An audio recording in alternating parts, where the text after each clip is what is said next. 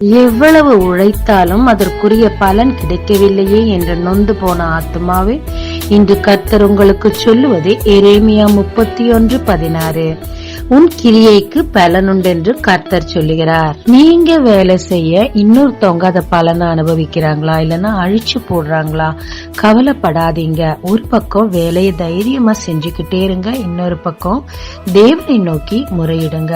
கண்டிப்பா உங்கள் கையின் பிரயாசத்தை தேவன் ஆசீர்வதித்து நீங்க அனுபவிக்க உதவி செய்வார். பலன் கிடைக்கலையேன்னு சோர்ந்து போய் உங்க கிரியைகளை ஸ்டாப் பண்ணிடாதீங்க, தொடர்ந்து செய்யுங்க. மறுபக்கம் தேவனை நோக்கியும் முறையிடுங்க. எது கெடுக்கிறதோ அதை தேவன் கெடுத்து போட்டு உங்கள் கையின் பிரயாசத்தை நீங்களே சாப்பிட கர்த்தர் உதவி செய்வார். ஜெபிக்கலாமாங்க. தேவரீர், சோர்ந்து போய் என் கிரியை நிறுத்தாதபடிக்கு என்னை உற்சாகப்படுத்தி என் கையின் பிரயாசத்தின் பலனை நான் அனுபவிக்க கிருபை தாரும். இயேசு மூலம் பிதாவே, ஆமென். இயேசு கிறிஸ்துவின் நாமத்தில் இந்த நாளில் உங்களை ஆசீர்வதிக்கும் ஜீசஸ் விஷன்.